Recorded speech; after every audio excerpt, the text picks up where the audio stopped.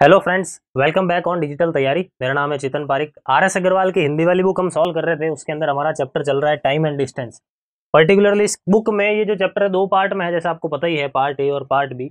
हम पहले कर रहे हैं पार्ट ए, ठीक है। और इस पूरी वीडियो सीरीज का पार्ट नंबर 4 है। ये अब तक 3 पार्ट आ चुके हैं। अगर आपने नहीं देखे हैं तो वो पूरे पूरे जरूर देख लो, क्योंकि वहां से छोटी छोटी सी चीजें जो होती है वो सीखने को मिलती है, वही आगे काम आएगी, ठीक है। बढ़ते हैं, इसी पार्ट को शुरू करते हैं। देखो, बिना टाइम वेस्ट करते हुए पहला सवाल एज ऑलवेज आ चुका है आपके सामने। हर वीडियो में आप जैसे ट्राई करते हो वैसे इसको भी ट्राई करो।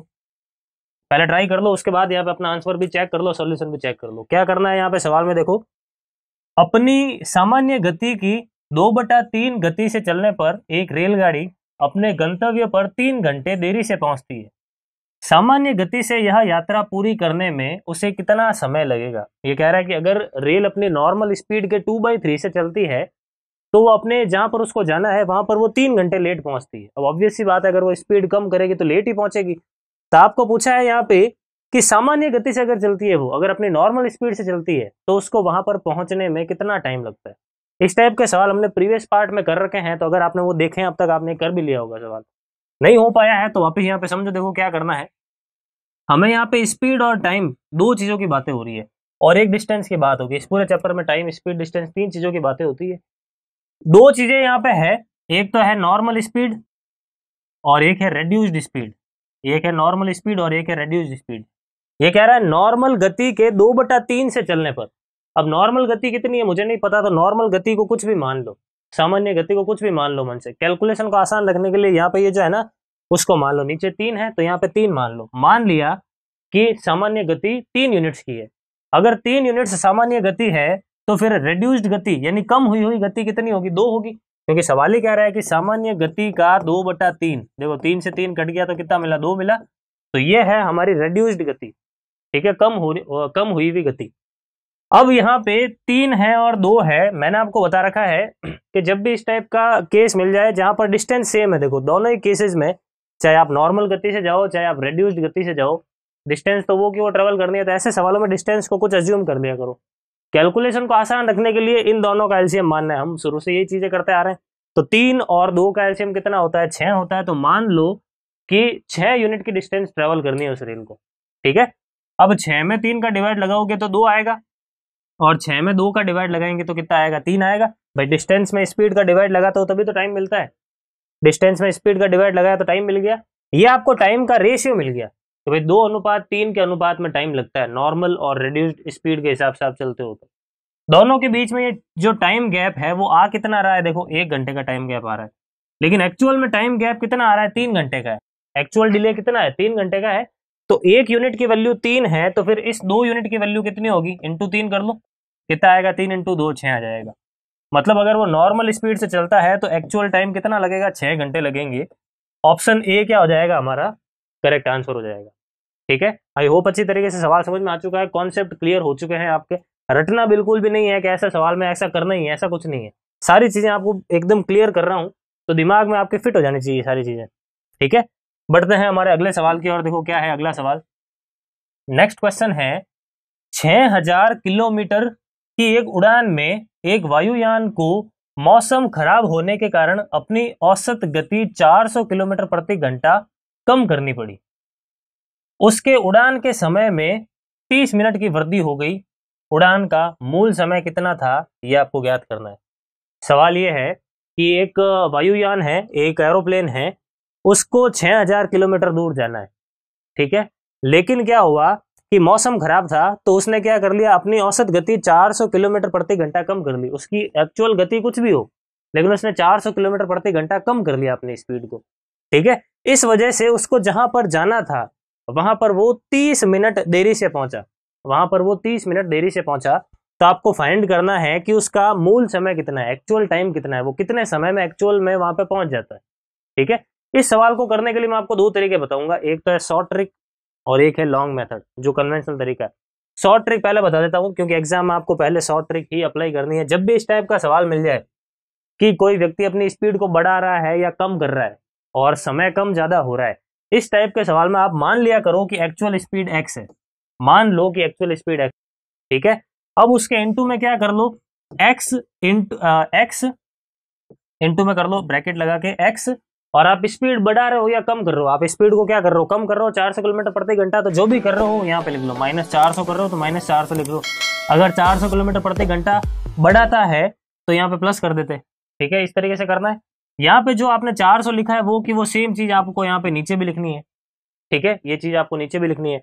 और इनटू में लिख लो टाइम डिफरेंस, टाइम डिफरेंस कितना है 30 मिनट का, 30 मिनट को अगर मैं घंटे में चेंज करूँ तो कितना होगा 1/2 घंटे होंगे, तो यहाँ पे मैंने लिख लिया 1/2 घंटे। और बराबर में क्या आ जाएगा, बराबर में आ जाएगा ये डिस्टेंस कितनी है 6000। देखो जब मैं इसको सॉल्व करूंगा मुझे x की वैल्यू मिलेगी, वो x हमारी क्या होगी, नॉर्मल स्पीड होगी। नॉर्मल स्पीड अगर आ गई, डिस्टेंस हमारे पास पड़ी है तो नॉर्मल टाइम भी आ जाएगा, क्या प्रॉब्लम है इसमें। तो सॉल्व कर लेते हैं, देखो इसको बिना कुछ टाइम वेस्ट किए इसके अंदर।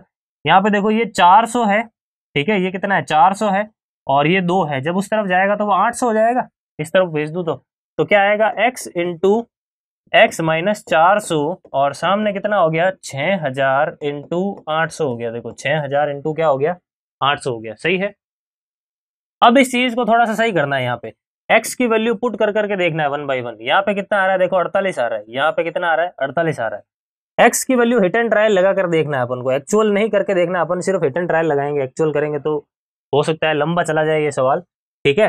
तो हिट एंड ट्रायल लगा के देखते हैं, x की वैल्यू मन से पुट करके देखते हैं ताकि ये चीज मुझे मिल सके, ठीक है, ये चीज मुझे मिल सके। तो यहाँ पे अगर मैं एक बार के लिए मान लो रख दूं 8, एक बार के लिए रख दूं, देखो 8 x की जगह 8, तो 8 में से 4 जाएगा तो 4 आएगा, यहाँ पे 8, देखो 8 चौक 32 हो रहा है, लेकिन मुझे कितना चाहिए 48 चाहिए, तो 8 से तो काम हो नहीं रहा है। उसके अलावा कुछ और अगर रख के देखें, 10 रख के देखें तो भी नहीं हो रहा है, 9 रख के देखें तो भी नहीं हो रहा है, 7 रखें अगर 7, यहाँ पे भी अगर रख देते हैं 7, 7 रखने पर भी नहीं बैठ रहा है, हिट एंड ट्रायल यहाँ पे अप्लाई हो नहीं पा रहा है। तो एक काम करते हैं, ऑप्शन की हेल्प लेकर देख, ठीक है, ऑप्शन से देख लेते हैं कि एक्चुअल स्पीड क्या है, अकॉर्डिंगली यहाँ पे सेटिस्फाई करवा लेंगे। देखो मान लो एक बार के लिए कि ये ऑप्शन ए हमारा आंसर है, अगर ऑप्शन ए आंसर है तो फिर नॉर्मल स्पीड कितनी होगी 6000 के अंदर डेड, ये एक से ही 1/2 का मतलब कितना होता है, डेड होता है। डेड को कितना लिखते हैं अपन 3/2, बटा वाले 2 को भेज दो इधर, ठीक है। अगर मैं इसको काटता हूँ यहाँ से कितना मिल रहा है, देखो 2000 मिल रहा है, और ये कितना हो गया 4000 हो गया, कितना आ रहा है ये 4000। कहने का मतलब है कि नॉर्मल स्पीड 4000 है, अगर नॉर्मल स्पीड 4000 है तो ये इस इक्वेशन को सेटिस्फाई करना चाहिए। तो देखो x की जगह मैं ना 4000 रख रहा हूँ, एक बार देखते हैं फिर क्या होता है। यहाँ पे रखा 4000, यहाँ पे भी रख दिया 4000, 4000 रखने पर ये चीज मिलनी चाहिए मुझे 4,80,000, ठीक है। तो 4000 में से 400 जाएगा तो कितना आएगा 3600, और इनटू में है ये 4, इन दोनों का गुणा करना है 0 0 0, ये कितना हो गया 120 और 24 144 हो जाएगा, लेकिन मुझे ये चाहिए, इसका मतलब ये आंसर नहीं है। आई बात समझ में। इसी तरीके से आगे चेक करना है, यही सबसे सही रहेगा। हालांकि हम चाहें तो क्वाड्रेटिक को सॉल्व कर सकते हैं, लेकिन वो लंबा पड़ता है, तो फिर दूसरा होता है हिट एंड ट्रायल लगाओ, वैल्यू थोड़ा दिमाग में आना मुश्किल है x की वैल्यू, तो फिर अब यही ऑप्शन है कि ऑप्शन लगा लगा के देख लो, आसान रहेगा हमारे लिए। तो हम अब यूज करते हैं ऑप्शन हमारे इसको 2.5 घंटे को, 2.5 मतलब 5/2, तो 6000 के अंदर जब मैंने 5/2 का भाग लगाया तो 2 ऊपर चला जाएगा, 5 से अगर इसको काटा तो देखो ये कितना आ रहा है 1200, और 12 इंटू 2 कितना हो गया 2400। 2400 रखे अगर देखें यहाँ पे तो 2400 में से 400 चला जाएगा तो कितना आएगा 2000, और यहाँ पे कितना है देखो 2400, इन दोनों का गुणा करने पर बिल्कुल देखो ये मिल रहा है, मिल रहा है। इसका मतलब हमारा आंसर क्या हो गया 2.5 घंटा, बिल्कुल करेक्ट है। एक्स की वैल्यू कितनी है 2400 है, ठीक है। तब ये 2400 ऑन द स्पॉट दिमाग में आना थोड़ा मुश्किल होता है, मैंने भी यहाँ पे आपके सामने ट्राई करके देखा था, 2400 एक्चुअल में दिमाग में आना मुश्किल होता है, टाइम लेकर बैठा तो आराम से आ जाएगा, अब ऑन द स्पॉट जब ये सवाल एग्जाम में आएगा तो वहां पे आना मुश्किल है, तो इस केस में आपको ये पता होना चाहिए कुछ, ठीक है। तो ये है हमारा नॉर्मल तरीका, ठीक है, नॉर्मल तरीका, सॉरी ट्रिक वाला तरीका जो आपको फॉलो करना है एग्जाम के अंदर। मैं आपको यही रिकमेंड करूंगा, 2-4 बार जब अपन इस टाइप के सवाल करेंगे ना तो ये ट्रिक आपको याद हो जाएगी।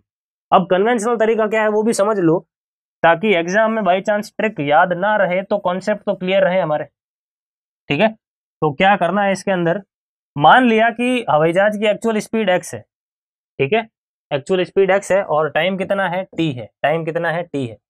जब उसने अपनी स्पीड को कम कर लिया यानी x माइनस 400 कर लिया, तो अब उसको टाइम कितना लग रहा है, तो अब लग रहा है टाइम t प्लस हाफ, कितना टाइम लग रहा है t प्लस हाफ। दोनों ही केसेस में डिस्टेंस देखो कितनी है 6000 है, यहाँ पे भी देख लो डिस्टेंस कितनी है 6000 है, सही है।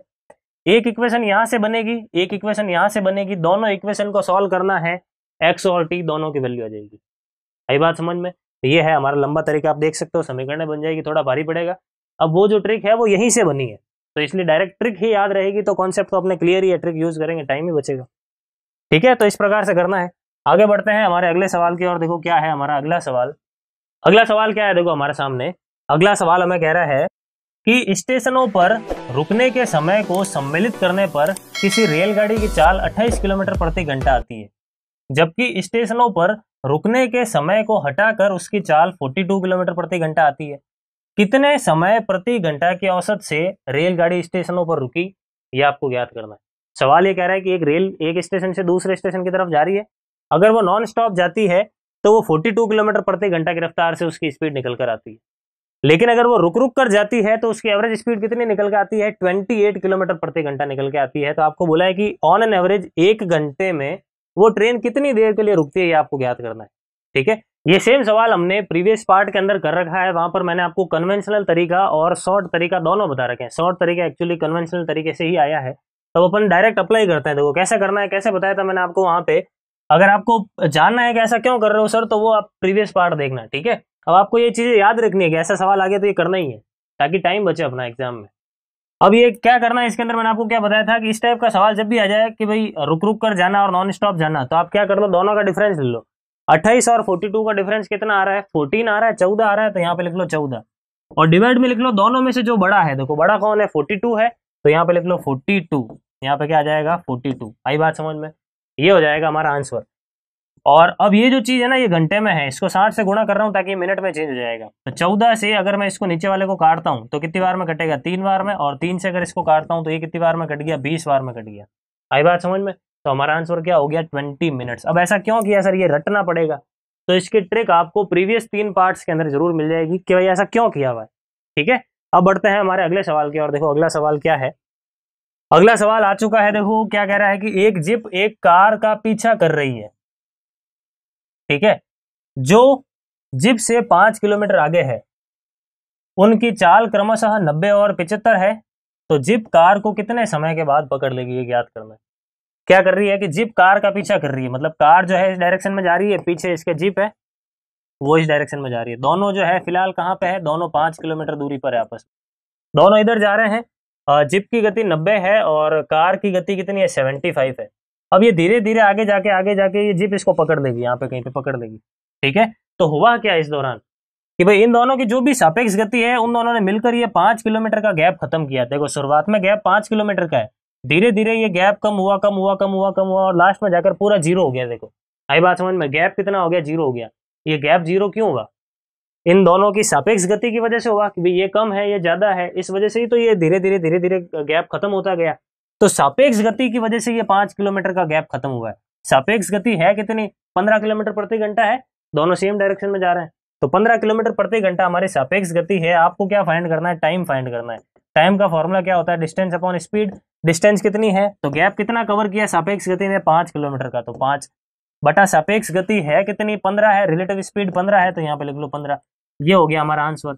अब ये जो आंसर है ना, ये आवर के अंदर आया है, हमें मिनट्स के अंदर आंसर निकालना है, तो यहाँ पे क्या कर लेते हैं, इंटू 60 कर लेते हैं। ठीक है, 15 से इसको काटा 4 बार में और 5 इंटू 4 कितना हो गया, 20 हो गया। तो 20 मिनट्स, ऑप्शन बी क्या हो गया हमारा करेक्ट आंसर हो गया। आई बात समझ में, बढ़ते हैं हमारे अगले सवाल की ओर। देखो क्या है नेक्स्ट क्वेश्चन। अगला सवाल है, कार ए ने 448 किलोमीटर की दूरी 8 घंटे में तय की तथा कार बी ने 9 घंटे में ए से 110 किलोमीटर अधिक दूरी तय की। कार ए कार बी की गति का अनुपात क्या है, ये आपको ज्ञात करना है। देखो बहुत ही सिंपल सवाल है, इसके अंदर कुछ भी नहीं है। ए की गति अगर निकालनी है जब, तो डिस्टेंस अपॉन टाइम कर लो। डिस्टेंस 448 बटा टाइम, ये देखो कितना आ गया 5 और ये कितना आ गया 6, 56, सही है। और अगर बी की गति निकालनी है तो बी ने क्या किया, कार बी ने 9 घंटे में कार ए से 110 किलोमीटर दूरी अधिक तय की। अब कार ए ने कितनी दूरी तय कर रखी है यहाँ पे, तो कार ए ने 448 किलोमीटर की दूरी तय कर रखी है। अब यहाँ पे ये कार ए के लिए क्लियरली नहीं दे रखा है कि कार ए की कौन सी दूरी की बात कर रहा है, 8 घंटे वाली दूरी की बात कर रहा है या 9 घंटे वाली दूरी की बात कर रहा है कार ए के लिए। ठीक है, ये 9 घंटे तो मेरे हिसाब से कार बी के लिए है, तो ए के लिए कितना टाइम है वो बता नहीं रखा है।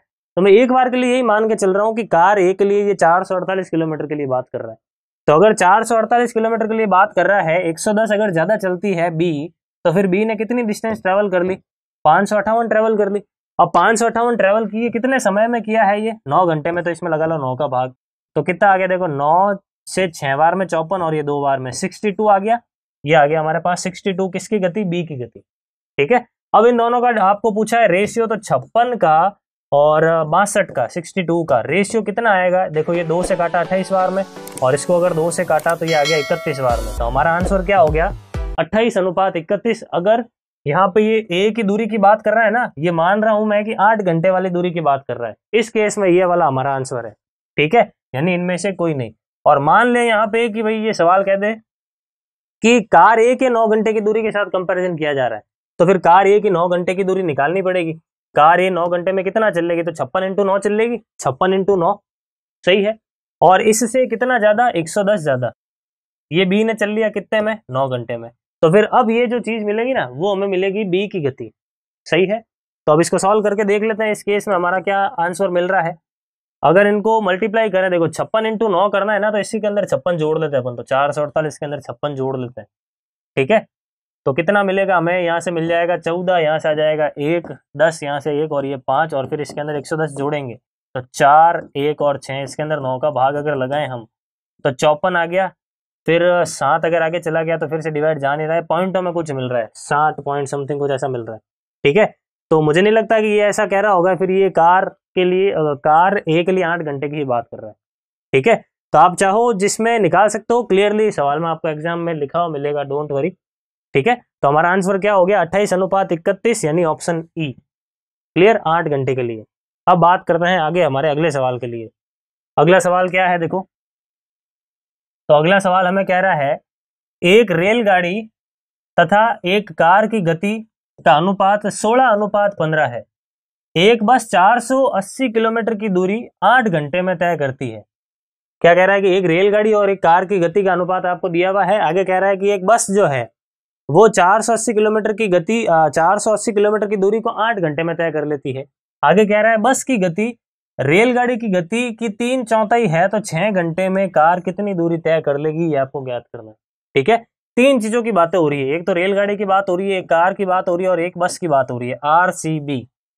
ठीक है, रेलगाड़ी और बस रेलगाड़ी और कार, इनका क्या रेशियो है? तो इनका रेशियो है 16:15। उसके बाद एक रेशियो अपन को और दे रखा है, बस की गति रेलगाड़ी की गति का 3/4 है। बस की गति रेलगाड़ी की गति अगर 16 है तो इसका 3/4 है, कितना आएगा? देखो 12 आएगा, यानी ये 12 लिख लूं मैं डायरेक्टली। रेलगाड़ी की गति का 3/4 कितना आएगा? 12 यूनिट आएगा। तो ये तीनों की गतियों का रेशियो आ गया हमारे पास। ठीक है, अब हमारे पास बस की एक्चुअल गति कितनी है वो भी इनडायरेक्टली दे रखी है। देखो बस की एक्चुअल गति हमें अगर निकालनी है तो डिस्टेंस अपॉन टाइम करना है। डिस्टेंस 480 बटा टाइम कितना? 8। इसको सॉल्व करेंगे कितना आ गया? 60 आ गया। ये है हमारे बस की गति। बस की गति है, इसका मतलब ये 12 नहीं है, कितना है? 60 है, 5 गुना। इसका मतलब अगर आपको कार ने 6 घंटे में कितनी दूरी तय की है ये निकालना है तो कार की गति होना जरूरी है, तो कार की गति निकाल लेते हैं। देखो इसको कर लो 5 से गुणा, कितना आएगा? 75 आ जाएगा। कितना आ जाएगा? 75। ये क्या है? कार की गति है। अब कार की गति को यानी स्पीड को जब आप 6 घंटे टाइम के साथ मल्टीप्लाई कर लोगे तो ऑटोमेटिकली आपको डिस्टेंस मिल जाएगी। डिस्टेंस का फॉर्मूला क्या होता है? स्पीड इंटू टाइम ही तो होता है। अब इसको सॉल्व करना है, हमारा आंसर आ गया, कितना आएगा? इनको गुणा करने पर ये आ जाएगा 450। तो 450 किलोमीटर, यानी ऑप्शन ए क्या हो गया हमारा? करेक्ट आंसर हो गया। ठीक है, बढ़ते हैं हमारे अगले सवाल की ओर। देखो क्या है नेक्स्ट क्वेश्चन। अगला सवाल है एक कार, जीप और ट्रैक्टर की गति का अनुपात 3, 5 और 2 है। किस किस का? कार का, जीप का और ट्रैक्टर। ठीक है, गतियों का अनुपात कितना है? 3, 5 और 2 है, ये गिवन है सवाल में। आगे कह रहा है जीप की गति ट्रैक्टर की गति की 250% है। जीप की गति ट्रैक्टर की गति की 250% है, बिल्कुल है। देखो यहाँ पे आप देख भी सकते हो। ठीक है, 250% है। उसके बाद जो 12 घंटे में 3 से 60 किलोमीटर की दूरी तय करता है, तो कार तथा जीप की मिलाकर औसत गति कितनी है ये आपको ज्ञात करना है। देखो 12 घंटे में 360 किलोमीटर चल लेता है, कौन चल लेता है? जीप की गति ट्रैक्टर की गति की 250% है। जो अब ये जो किसकी बात कर रहा है, फिर से क्लियरली नहीं दे रखा है भाई, किसकी बात कर रहा है? ट्रैक्टर की बात कर रहा है, जीप की बात कर रहा है, किसकी बात कर रहा है? ठीक है, मैं ट्रैक्टर मान के चल रहा हूँ। ठीक है, ट्रैक्टर मान के करके देखते हैं। मान लो ट्रैक्टर 360 किलोमीटर की दूरी 12 घंटे में चल लेता है, इसका मतलब ट्रैक्टर की गति कितनी निकल कर आ रही है? ट्रैक्टर की गति यहाँ से हम देख सकते हैं 30 निकल कर आ रही है। अगर ट्रैक्टर की गति 30 है तो आपने यहाँ पे क्या किया, 15 से गुणा किया, तो इसको भी कर लो 15 से गुणा, कितना आएगा 75, इसको भी कर लो 15 से गुणा, ये कितना आएगा 45। ठीक है, ये सब की एक्चुअल स्पीड हमारे पास आ गई। अब आपको बोला है कि कार और जिप की एवरेज स्पीड कितनी होगी, तो दोनों को जोड़ के 2 का भाग लगा लो, एवरेज स्पीड आ जाएगी। आई बात समझ में? दोनों को जोड़ के 2 का भाग लगा ले, तो यहाँ पे क्या होगा, 120/2 करेंगे तो कितना आ जाएगा, 60 आ जाएगा। बस यही हमारा आंसर है, 60 किलोमीटर प्रति घंटा। यहाँ पर जो है ना, ये ट्रैक्टर को रिप्रेजेंट कर रहा है। ठीक है, ये क्लियरली नहीं है, लेकिन अब मैंने आपको बता दिया है, अब आपको पता रखना है। आगे बढ़ते हैं, देखो क्या है हमारा नेक्स्ट क्वेश्चन। अगला सवाल है कि एक मालगाड़ी दिल्ली से मुंबई के लिए 40 किलोमीटर प्रति घंटा की औसत चाल से रवाना होती है। एक रेलगाड़ी दिल्ली से मुंबई के लिए रवाना होती है, यहाँ पे बना देते हैं डायग्राम भी, देखो दिल्ली से मुंबई के लिए ये एक मालगाड़ी रवाना हुई, 40 किलोमीटर प्रति घंटा की रफ्तार से रवाना हुई। ठीक है, आगे क्या कह रहा है, उसके 2 घंटे बाद एक एक्सप्रेस रेलगाड़ी दिल्ली से मुंबई के लिए 60 किलोमीटर प्रति घंटा की औसत चाल से चलकर पहले रवाना हुई मालगाड़ी के समांतर पथ पर रवाना होती है। मतलब ये ट्रेन जब निकली उसके 2 घंटे बाद एक और ट्रेन यहाँ से निकली, एक्सप्रेस ट्रेन, जो 60 किलोमीटर प्रति घंटा की चाल से गई, सेम रूट के ऊपर पैरेलल। ठीक है, तो आपको बोला है कि दिल्ली से किस दूरी पर एक्सप्रेस गाड़ी मालगाड़ी से मिलेगी। मतलब अब ये आगे जाके कहीं पे मिलने वाली है, आगे जाके ये कहीं ना कहीं तो मिलेगी, तो ये दिल्ली से कितनी दूरी पर मिलेगी आपको फाइंड करना है। ठीक है, अब यहाँ पे सवाल को स्टेप वाइज समझना, धीरे धीरे समझना। पहले कौन सी ट्रेन रवाना हुई थी, ये वाली रवाना हुई थी। ये ट्रेन 2 घंटे चल चुकी थी, उसके बाद वो दूसरी ट्रेन वहां से रवाना हुई थी, है या नहीं है?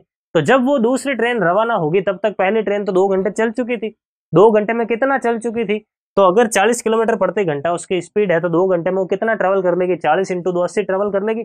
इसका मतलब जब दूसरी ट्रेन दिल्ली से रवाना होगी, जब दूसरी ट्रेन दिल्ली से रवाना होगी, उस समय पहली ट्रेन यहाँ पे कहीं पे होगी, 80 किलोमीटर आगे होगी, उस समय 80 किलोमीटर आगे होगी। ये पहली ट्रेन यहाँ पे है, दूसरी ट्रेन अब यहाँ से रवाना होगी।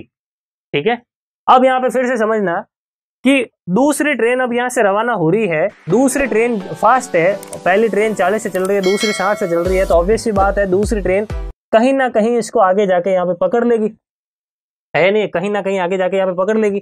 तो ये धीरे धीरे ये जो 80 किलोमीटर का गैप है वो धीरे धीरे कम होता जा रहा है, कम होता जा रहा है, और गैप कितना हो गया, अचानक से 0 हो गया। ये गैप 0 क्यों हुआ? दोनों की सापेक्ष गति की वजह से।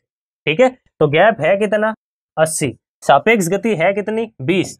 तो जब मैं डिस्टेंस के अंदर स्पीड का डिवाइड लगाऊंगा तो मुझे क्या मिलेगा, टाइम मिलेगा। इसका मतलब क्या है कि जो भी टाइम मिलेगा, टाइम कितना मिल रहा है एक बार देख लेते हैं, 4 घंटे मिल रहा है। इसका मतलब यह है कि 4 घंटे के बाद में सेकंड ट्रेन जब यहां से रवाना हुई, उसके 4 घंटे के बाद में पहली ट्रेन आगे जाके कहीं पे पकड़ में आ गई। ठीक है, तो अब ये देख लो कि भाई सेकंड ट्रेन ने 4 घंटे में दूरी तय की कितनी है, तो 1 घंटे में 60 करती है, तो 4 घंटे में कितनी करेगी, 240 करेगी। ये हो गया हमारा answer, option number B, 240 kilometre. आई बात समझ में? तो ये है हमारा सवाल। आप, आई होप आपको अच्छी तरीके से समझ में आ चुका है, बिल्कुल भी नहीं रटना है, सारी चीजें देखो आपके सामने है। बस अब इसी सीरीज को कंटिन्यू रखेंगे, आगे आने वाले सवालों को अपकमिंग पार्ट्स के अंदर सॉल्व करेंगे। Thank you. Please like, share, subscribe digital तैयारी।